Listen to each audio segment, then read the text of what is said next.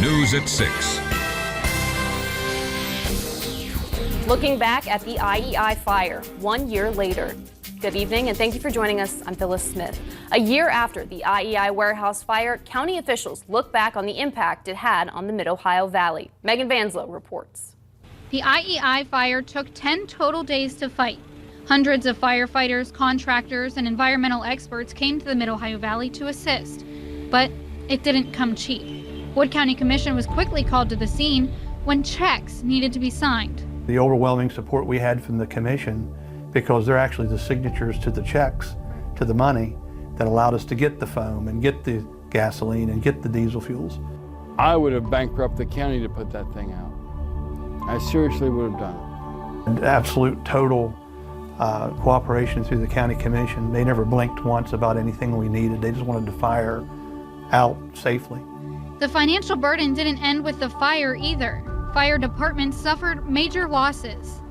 I think we had a little over $10,000 worth of equipment that was lost or destroyed and had to be replaced.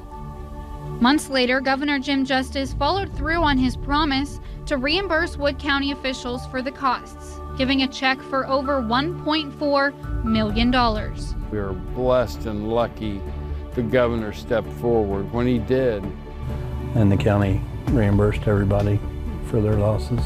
The money came from the governor's contingency fund, though the state is still pursuing reimbursement from the NIACs. Property owner has not paid, and they have done some things to rehabilitate their image, but there's still a bill for $1.4 million for fighting their fire. Most recently, Justice returned to the site in August to present Wood County emergency agencies with a $1 million response vehicle.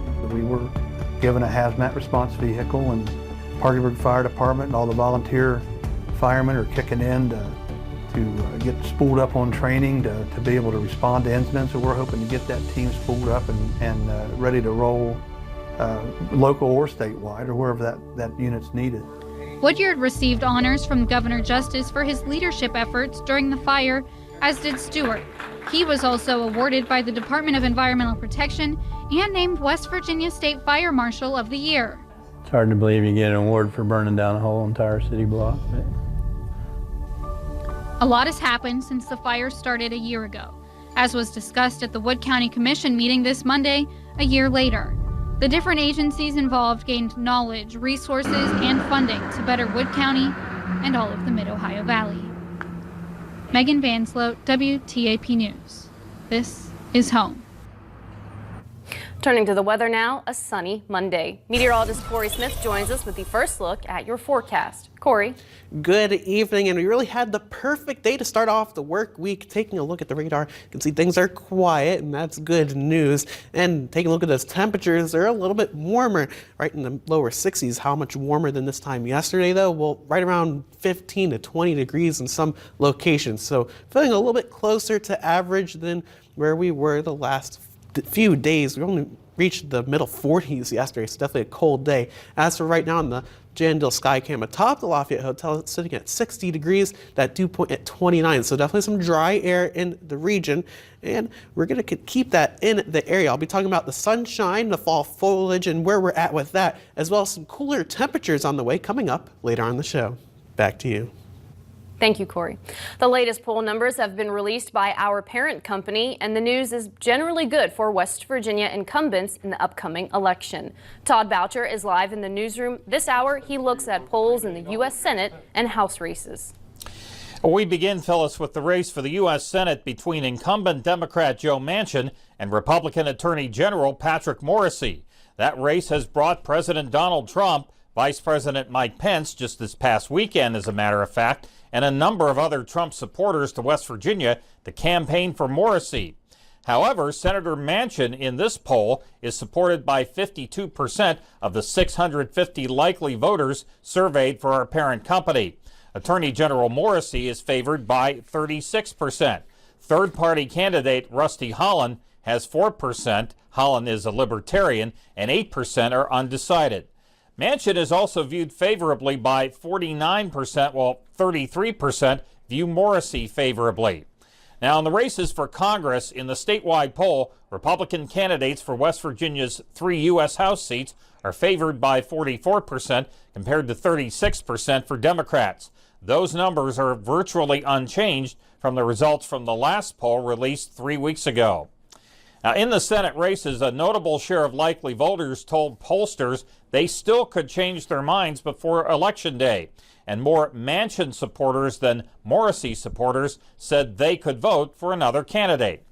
And a clarification on the numbers we showed you at 5 o'clock, those being the approval numbers for President Trump and Governor Justice. The numbers that were on your screen were a combination of voters who strongly and somewhat approved and disapproved of each office holder.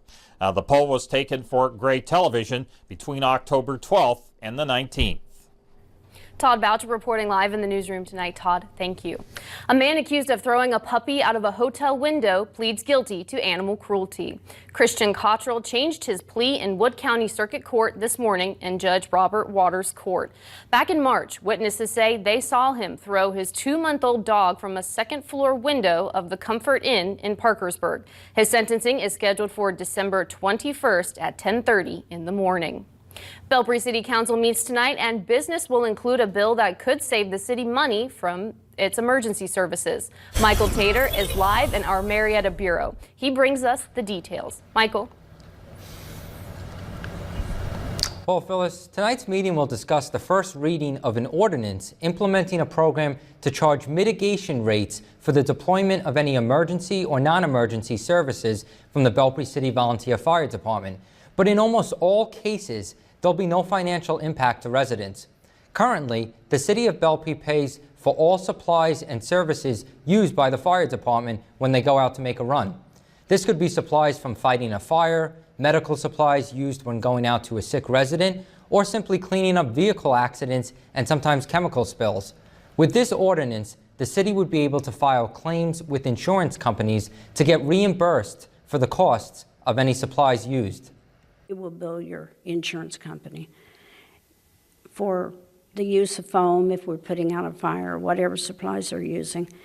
And if you have that in your policy, the insurance will pay. If you don't, you will not be billed. It's just a way to get the money back, and most big companies carry the insurance in case that would happen. Mm-hmm. If we don't take it, then the insurance companies keep it. And Miller says this practice, called soft billing, is used in Belpre Township and many other municipalities with volunteer fire departments. She also said the fire department may be able to purchase more equipment if they don't have to worry about these types of supply costs. And the City Council meeting starts 7:30 tonight at the City Building. Live in the Marietta Bureau, Michael Tater, WTAP News. Back to you, Phyllis. Michael, thank you. And we plan to have coverage of tonight's meeting at 10 and 11. When Wood County residents go to the polls next month, they'll be voting on a continuing school levy. Board of Education President Rick Olcott laid out some facts about the levy this afternoon to the Rotary Club of Parkersburg. First, the levy would provide $18.2 million annually through the 2023 to 2024 school year. One change from past levies is there are fewer line items. Olcott says that improves spending flexibility, but still ensures continued local funding for aspects like salaries and benefits, maintenance and safety, and operational supplies and equipment. He says passage of the levy would ensure stability and growth even as enrollment and state funding continue on a downward trend. He also stressed the levy does not raise anyone's taxes. If approved, the rate would be the same as it's been since the early 1990s. We felt strongly about keeping it at 80% because of the two bonds that the citizens of Wood County have supported for some of the major building projects that have been done over the last several years. And so it's essential. We don't take it for granted. That's why we don't call it an excess levy. In our language, we call it an enhancement levy. Wood County Schools has had a continuing levy in place since 1945. For some school parents, it can be nerve-wracking to bring up concerns at a public board meeting, so the superintendent of Marietta Schools is offering an alternative. Superintendent Will Hampton is launching the Upward Communication Initiative. It's a chance for parents to meet with him one-on-one in his office. He says it will be less formal and also allow for more time. It's just about listening to the people that you're working with, and we work with the public, so I'm going to listen to our community and see what they want to do or how they feel. Some of it is people don't feel comfortable coming to a board meeting because they can sometimes be contentious. So I'm trying to give them another forum so that they can come and speak.